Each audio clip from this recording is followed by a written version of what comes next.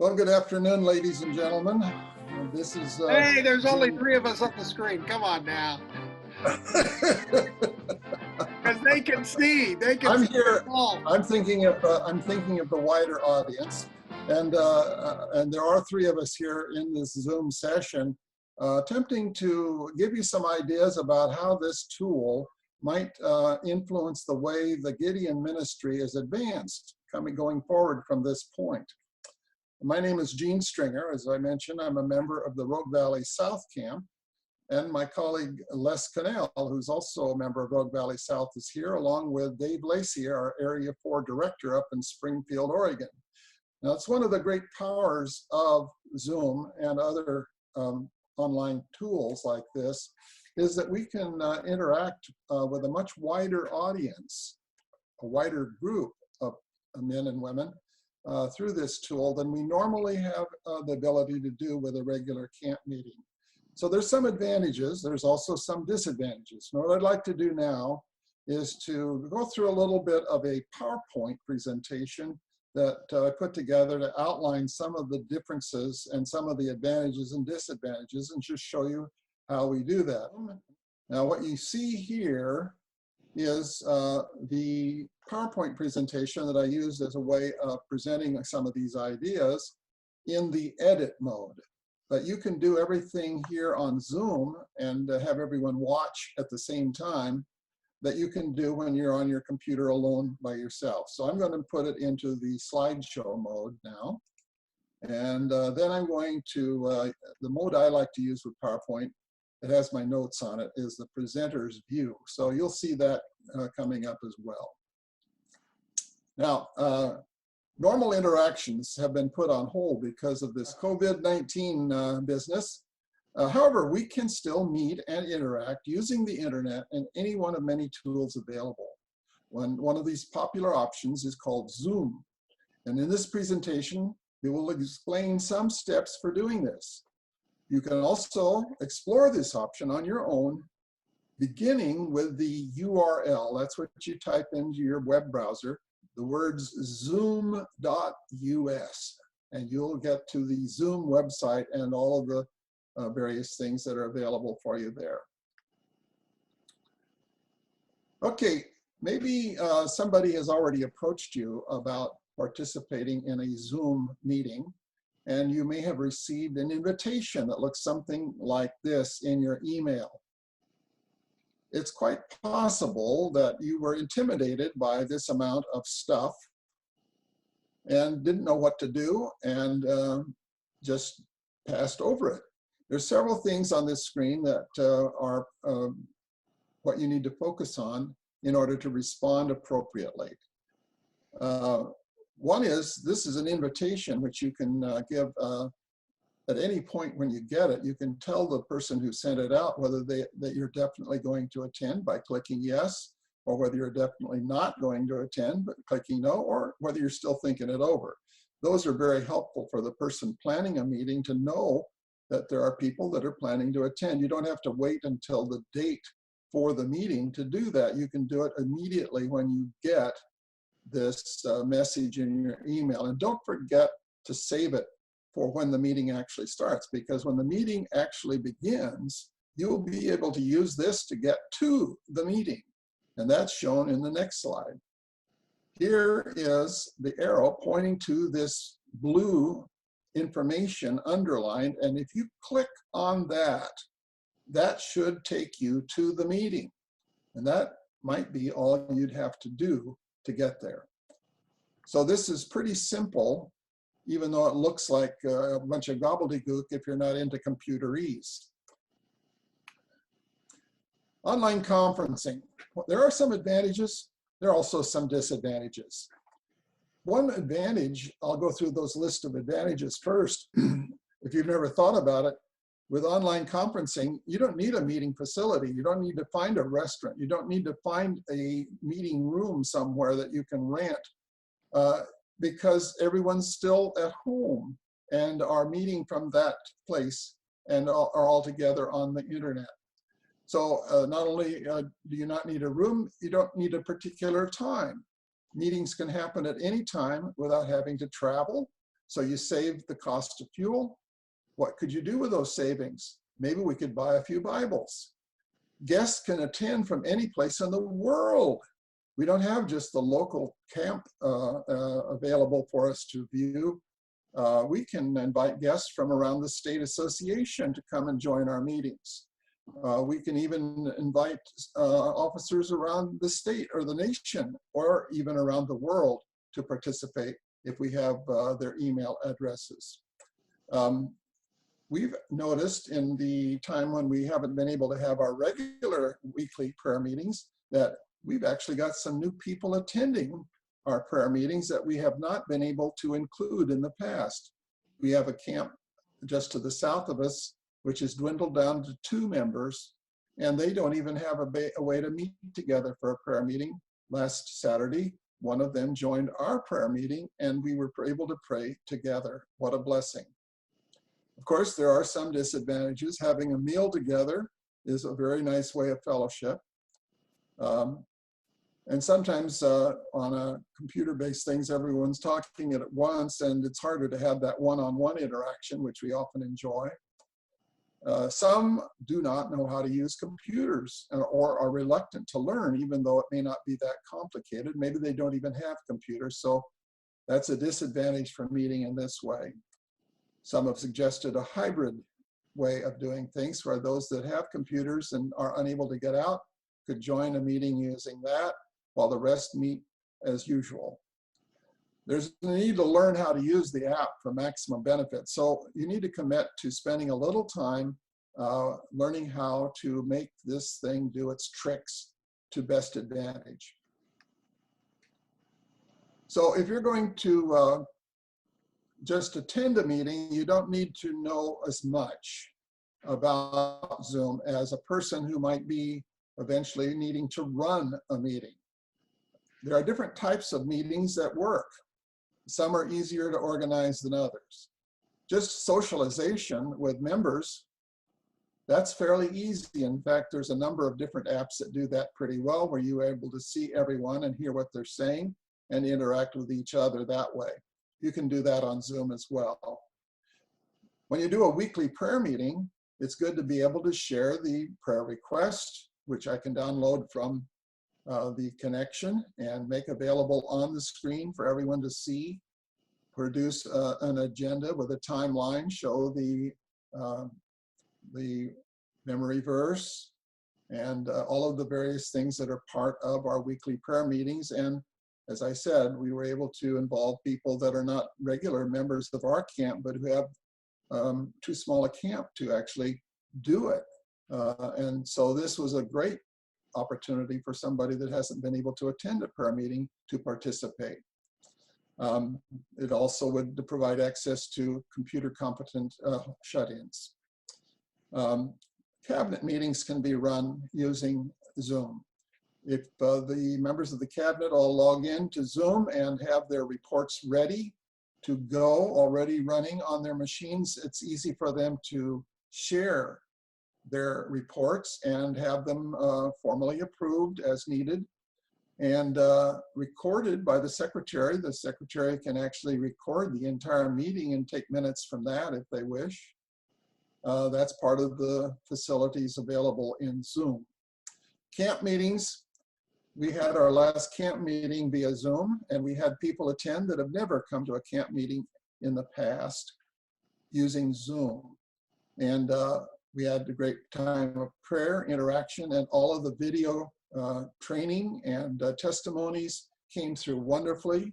And everyone was just thrilled to be able to see. At the end, I showed them how to visit the online store and order testaments. And this all fit within our 40-minute free time limit. Mm-hmm. There's also the possibility of specialized training. Maybe you have somebody you think of as a potential member and would like to tell them a little about the Gideon organization. If you could get them to join with you in a Zoom meeting, then you'd have the opportunity to share with them all of these resources that we've just described that we might have at a camp meeting or we'd find on the connection, and have them interact with you via the Zoom. So those are all possibilities. I'm sure there's more. Now, participating is one thing, but if you get to the point of wanting to schedule or facilitate a Zoom meeting, here are some other points worthy of consideration. You need to know how to do it, how to send out invitations and send it out in a way that it will make some sense to the recipient. You may have a camp webmaster who is able to do this for the camp, or maybe you yourself would be able to learn how to do that and take care of the necessary arrangements. Zoom offers a free option, but there are limitations on time for group meetings. If somebody in the camp wants to become pay the fee of about $15 a month, then they have unlimited, they can organize the meetings and provide no time limitations for all of the rest of the camp members.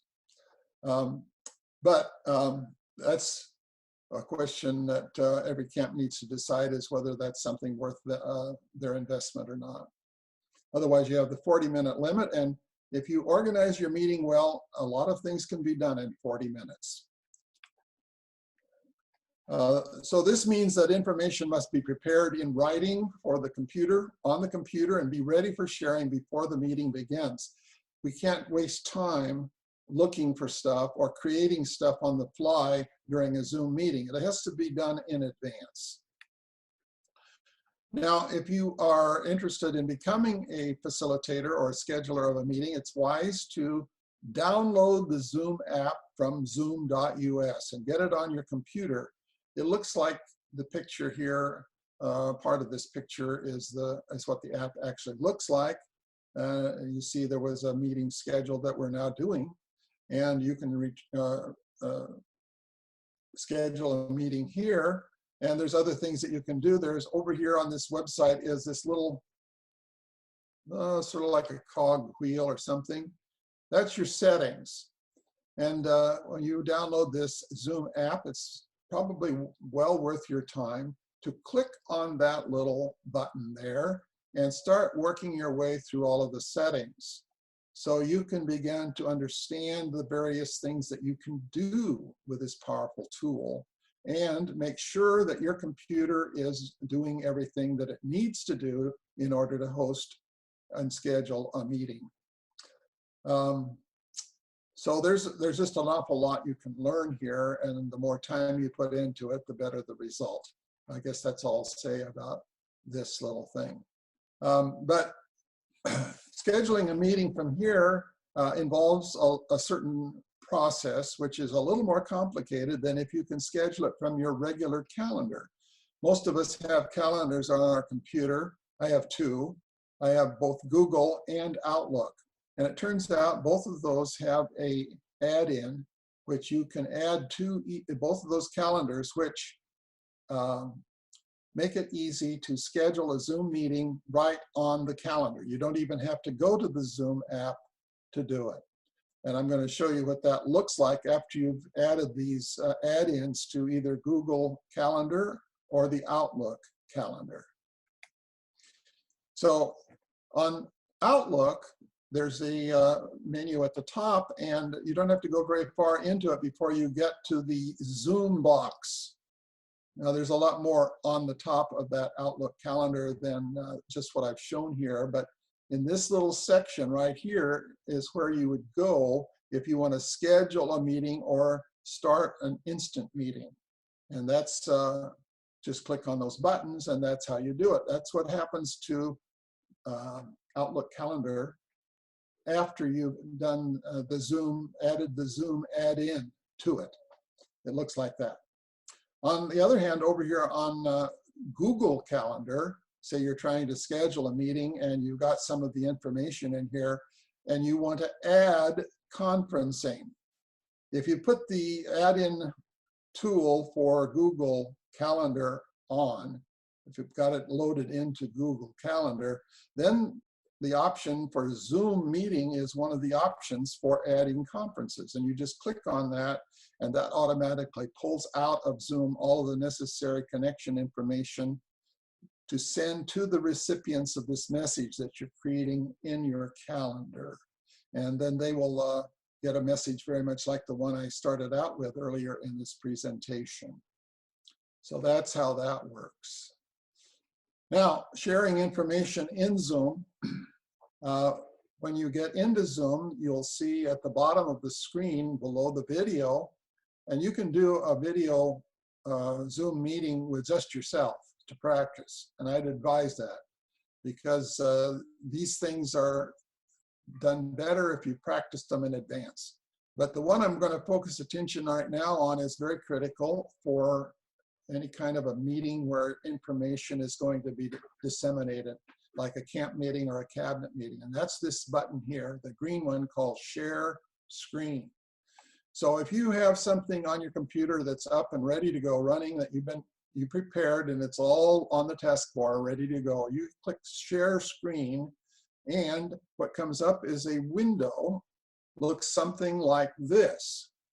And here you see a lot of different things that are currently available and are running on your computer, and you can select from this group of possibilities. You can even scroll down, and when you select the one you want, you click on this share button here, and it becomes visible to all of the participants at the same time. So they can see what you're seeing, and you can talk about it, and you can use it. You can do a PowerPoint slide presentation. You can go through the download that you get every month from the resources that we get from the Gideon's International, and show that PowerPoint presentation to all of the participants, and it works wonderfully. So this is a very powerful tool, and when you finish your sharing, then you need to stop sharing.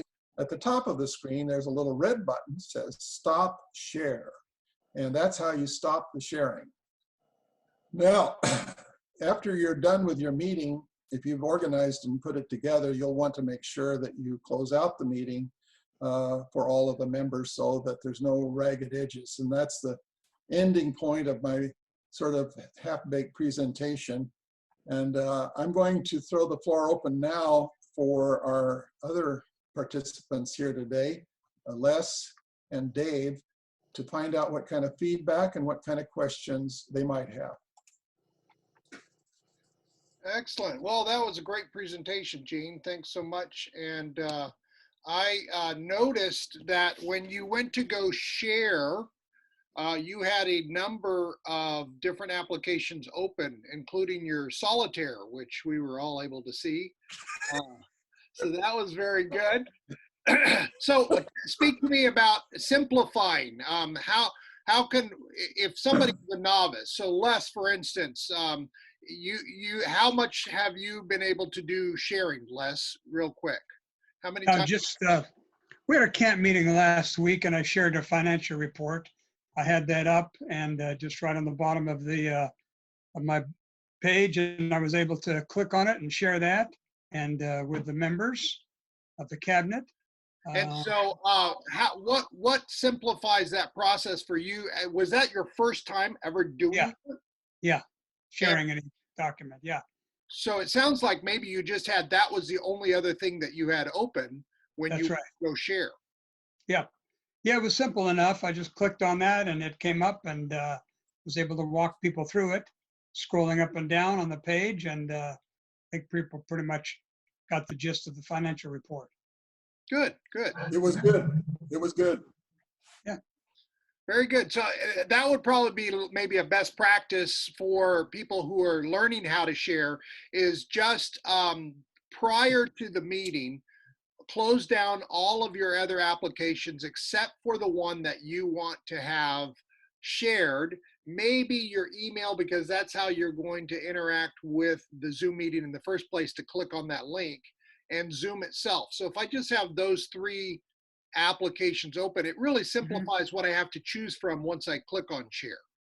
I think the most challenging aspect of this whole thing is getting on initially, and we've had difficulty over the past month.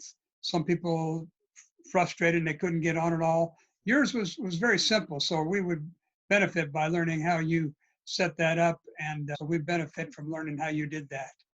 Very good. Gene, you were even talking about there was someone who had a problem with the video being able to share on their screen. One of the things we talked about is the simplest approach to fixing a situation like that. If your video is not working or if your audio is not working, is just restart your computer. Just shut down your computer, restart, and then open your email and open Zoom, click on the link and get back into the Zoom. And a lot of times, about 90% of the time, that takes care of the problem. I had a couple of people in our camp who that did not take care of the problem. So I had to go over to their house actually and walk them through it. And we did some advanced practicing. I think what Gene was talking about earlier, to say, do some advanced practicing. And so, for instance, our camp chaplain, it took 2 weeks before he was actually able to access. And we had a moment of celebration when he was finally able to get on with Zoom, and awesome. He opened us in prayer, and it was just a great experience. But we realize there's some frustrations out there, but keep trying, because you can get to your objective eventually. That's the way it goes. Yeah. Anything else? Anything to think about for our participants?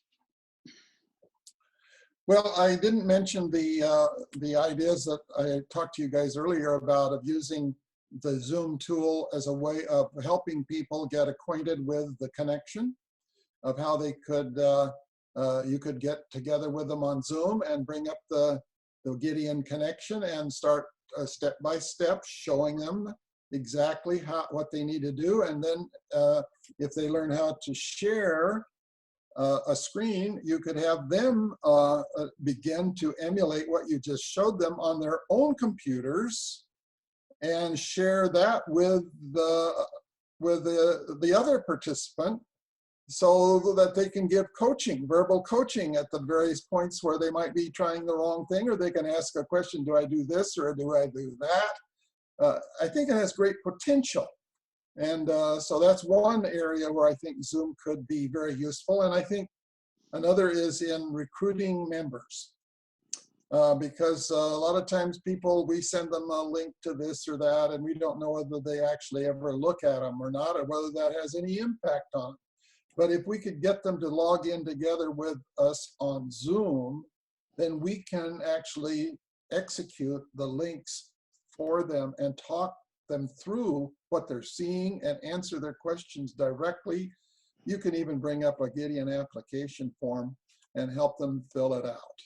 Very good. That's a very good point. Hey, one other thing I wanted to bring up, we've been talking about computers and having it come up on our computer the whole time. And I think the three of us are on computers. Is that right? Yeah. Yes, that's true now. But Les, you were talking earlier about being on your phone as well, accessing it through your phone. Not me. I think that was Gene talking about accessing through the phone. I have not. I use my laptop and my desktop. Okay. Gene, how about Here's you? what I use. I can use this. It works good. Very good. So we have probably 3/4 of our camp. Now I'm going to give you some context here. Our camp is an octogenarian camp. I'm the young guy at 50 years of age, okay? But we have 3/4 of our camp are accessing our Zoom prayer meetings through their phone. And so that's another option. And with the phone, it becomes simpler. There is not as many features to press and buttons and things like that, but basically just around the screen that is filling your screen, there are some different options. One of them is called the speaker view or the gallery view. So when I hit the speaker view, Gene comes up in the middle, and then we are on the side. And when I hit gallery view, everybody equally is in their little squares around it. And it gets kind of small, but I have even seen our camp be able to do Bible reading on the screen using their phone. They're reading I'm sharing the scripture, and they're reading it off of the phone. So yes, I have a Bible app on my computer that I can bring up during our weekly prayer meetings, so we all follow along if we want to with the same version, and also the agenda. Yeah, you talked about the agenda, and you talked about downloading the agenda from the connection. Let me just share my screen with you for a second. I simply did a Word document, and I like to add a little color, so the thing came out of the connection black and white. I copied and pasted it into a Word document and did a little bit of formatting just to get the titles to be a different color so that you would have some distinction. And all we do in our Zoom is we just scroll through this. When we come to members, we say, who is willing to pray for members in churches? We all pause. The prayer happens. When we're done, we say amen. Then we go down to the next. And each time, so that we're not talking on top of each other, somebody just assigns that prayer request. Somebody takes the prayer request, prays for it, and then we go on to the next section. Then at the very end, we like to do our weekly memory verse and how we did that. And this last Saturday, we had the auxiliary and the Gideons together. So it was husband and wife sitting on the couch next to their phone.